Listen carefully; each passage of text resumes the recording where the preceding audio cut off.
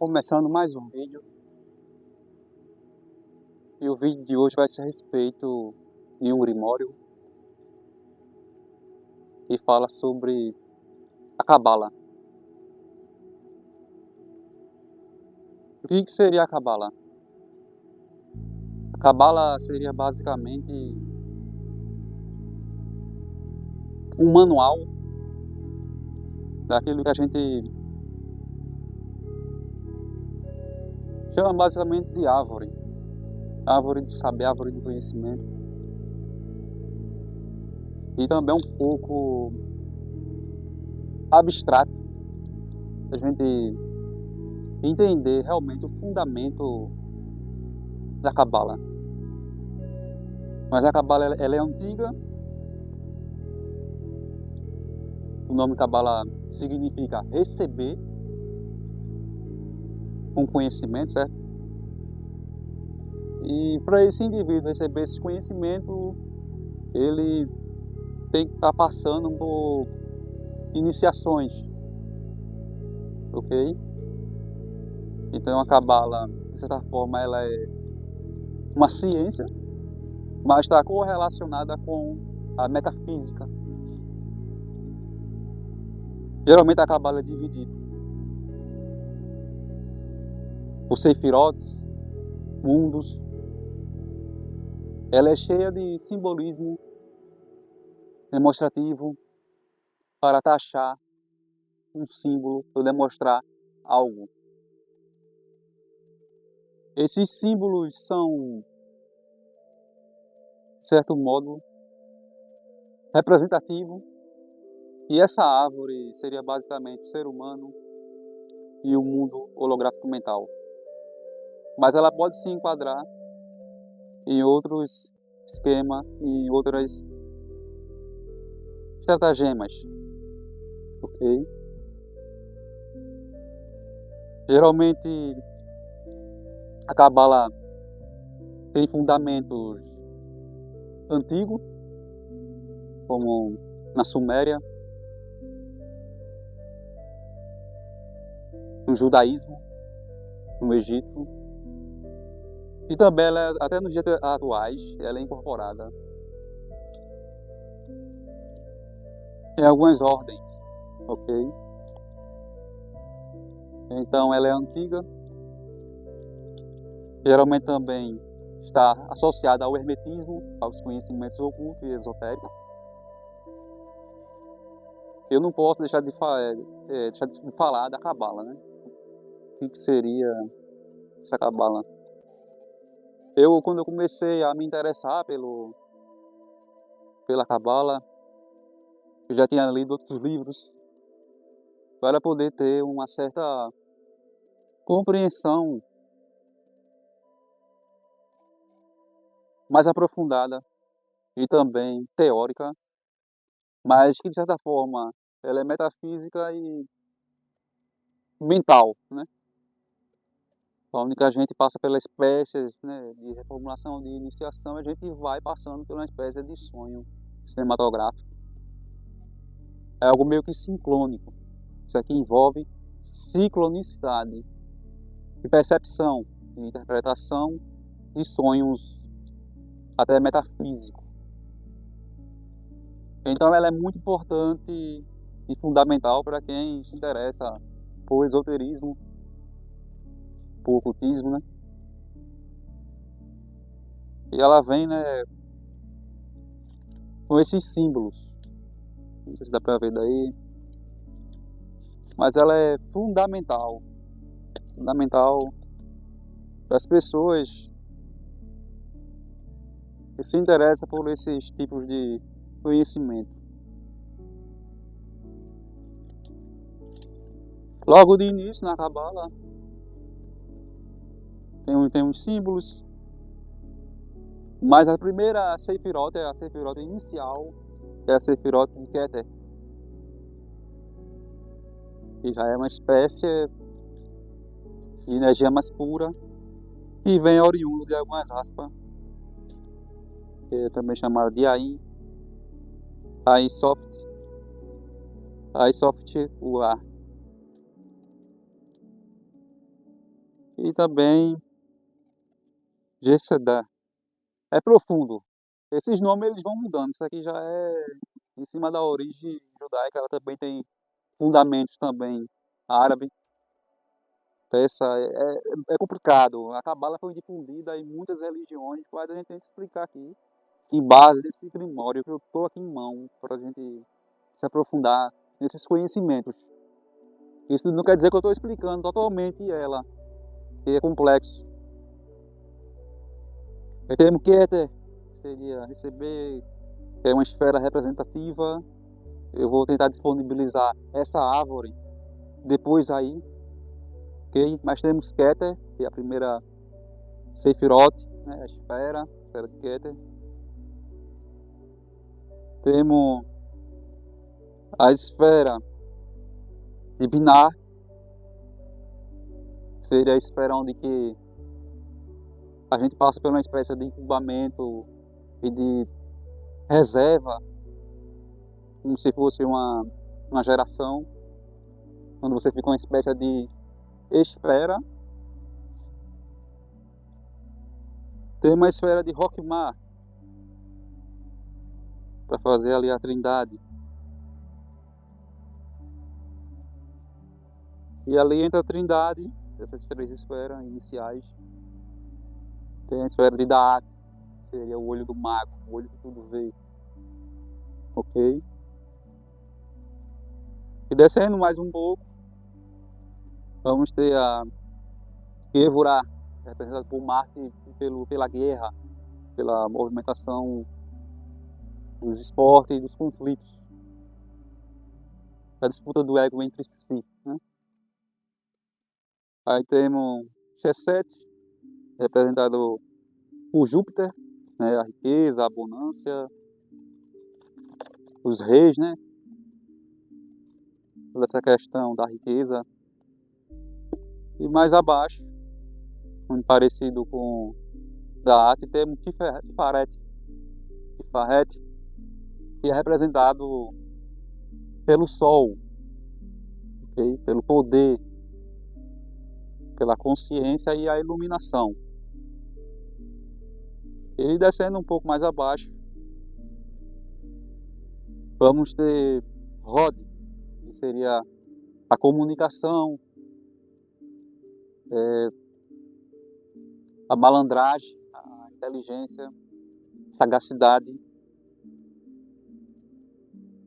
E ao lado vamos ter Netzach, que seria a esfera de Vênus, a esfera da beleza, dos filósofos, dos poetas, dos músicos, da luxúria, do descanso, do repouso e do amor. E mais abaixo, parecido com Tifaret e Daet, vamos ter Yesod, que representa a Lua, né? O mundo sublunático, o mundo subconsciente, que seria o mundo inconsciente, que seria o mundo dos sonhos, a imaginação, certo? O mundo mental. E mais abaixo vamos ter o mundo de Asiá, que seria o mundo concreto, que representa o ser humano na sua materialidade e o universo material.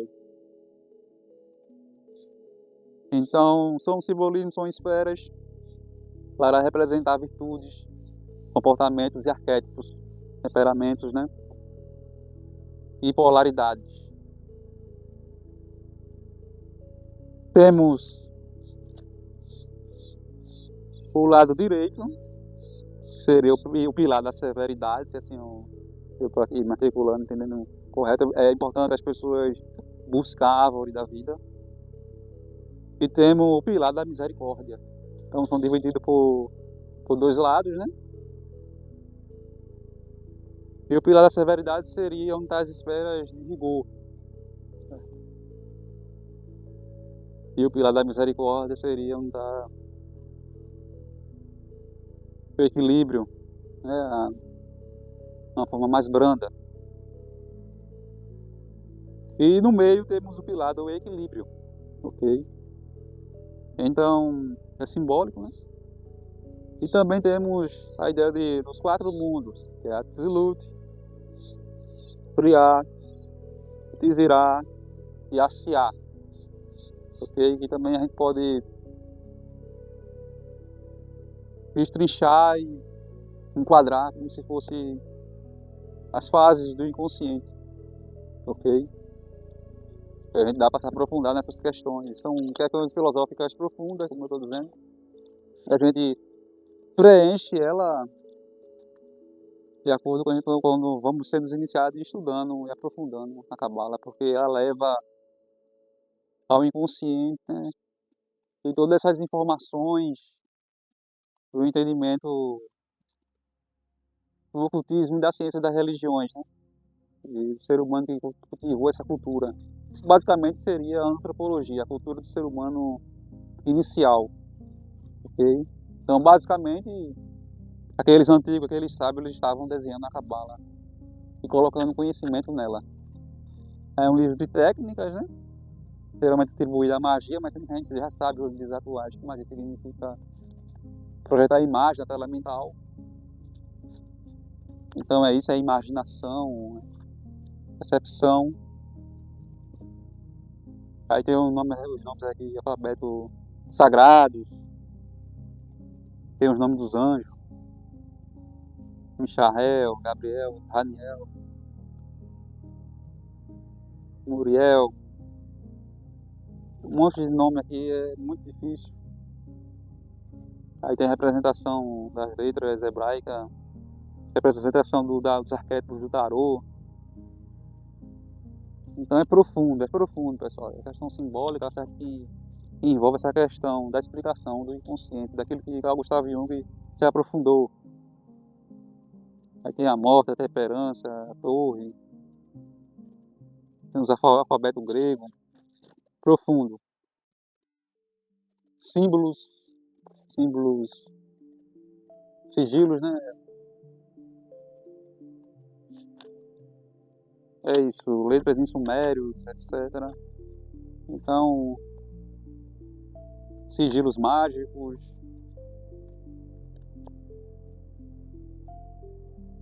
geometrias simbólicas. Então é isso.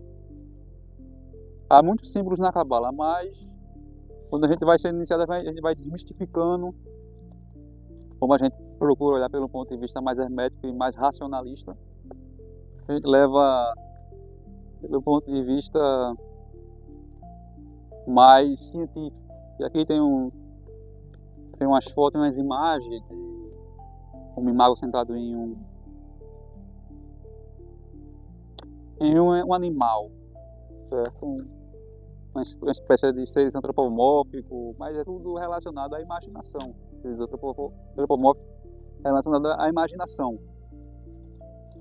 Se der para eu colocar aí, eu coloco. É um grimório, certo? As pessoas querem atribuir a feitiçaria à magia, mas não é bem assim. Ok? É símbolos, envolve sonhos. Tem o tetragramaton, pantáculos, símbolos. Vou até me aproximar aqui para mostrar aqui os símbolos. Pantáculos. E é isso. Geralmente quando as pessoas veem esses pantáculos, eles se fascinam, se assustam. E abrem um misticismo. Aí tem aqui os sábios também, que o Esclô de São Martin também se desbruçou para divulgar esse conhecimento e estudar. Tem os símbolos, né, anéis, amuletos, inclusive tem um anel, basicamente eu chamo da estrela de Davi, ela é importante. Há muitos pantáculos, há muitas informações, muitos pantáculos. E de certa forma está atribuído ao sonho. Vou até mostrar a capa mais próximo. Isso aqui é imergir ao inconsciente, ao conhecimento antigo. O ser humano já tentava entender esse conhecimento E eu quero mostrar aqui mais especificamente o tetragramaton, que seria 70 nomes de Deus, né? 72 virtudes e também as 72 contraposição, né? Seria basicamente 72 arquétipos virtuosos, que você também pode iniciar em cima de sonhos, e também 72 contraposição, que seria a face oculta do tetragramaton, ok? Então é complexo esse tetragramaton, mas é simbólico. A simbologia é muito forte nesse símbolo. Vou estar mostrando novamente, para quem quiser pesquisar, cheio de símbolo. E geralmente ele atribui também esse tetragramaton com o Baphomet, né? Que inclusive está aqui. Geralmente é apresentado no esoterismo, a simbolizar algo. Geralmente eu já coloco o Baphomet como se fosse a questão de Malkuth, a questão da disputa do ego e das 72 contraposições. E as 72 virtudes atribuo a sistema enoquiano, angélico. Não é exaltando um, exaltando o outro, né? Geralmente a Cabala atribui ao sistema salomônico, né? A Salomão, a clavícula de Salomão, a Legemeton.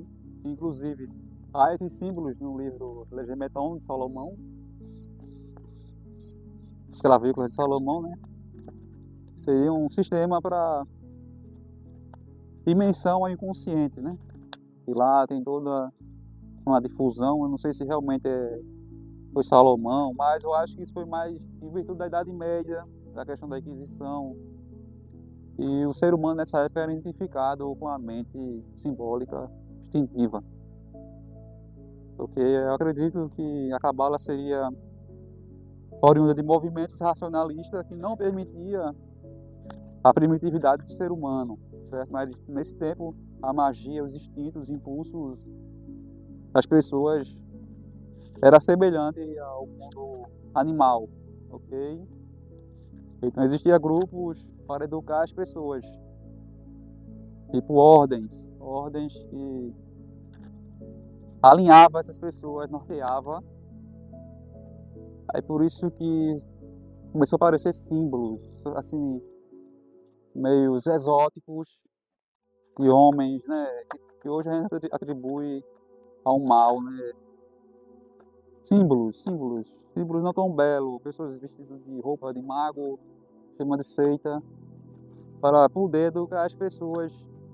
Os símbolos deles eram muito desenhados, pois envolvia a questão do racionalismo, um racionalismo meio metafísico, para atribuir o ser humano ao racionalismo, à mente consciente, certo? Um produto necessário para organizar.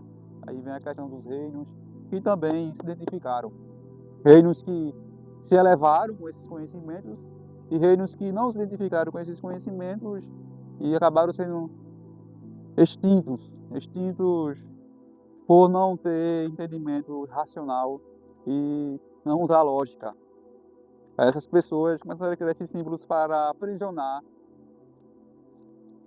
os instintos básicos, educar, se autoeducar, círculos, né, triângulos, geometrias, para saber se conduzir melhor, para não ter essa espacialidade que os povos antigos tinham, os povos identificados com a mente primitiva, onde eles tinham um ponto de vista meio que imaginário e metafísico, e não tinha a questão racional da coisa. Então existia grupos, ordens, né, cavalarias, para ordenar as pessoas, educá-las, certo? Formalizá-las, né, criar cidadãos daqueles reinos, né? E há muitos símbolos, e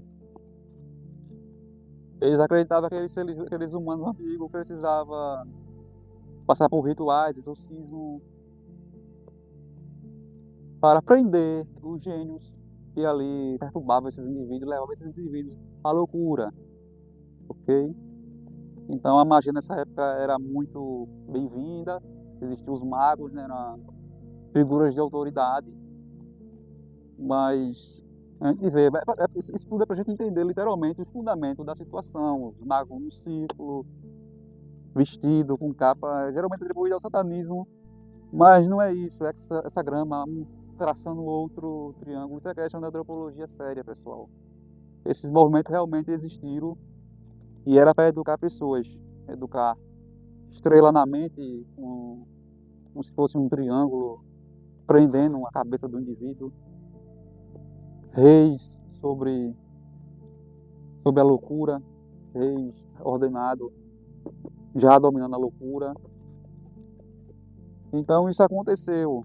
Pessoas que eram mais racionais começaram a passar por esses ritos. Com certeza existia rituais de condicionamento, prisões nesse tempo, né? Prisões também, não pode ser a questão da morte também é real, porque eles acreditariam que tinha que ancorar os indivíduos, a racionalidade e ao saber, a sofia, a sabedoria, né? Então isso é muito importante. Também atribuído a Torá, a Bíblia, né?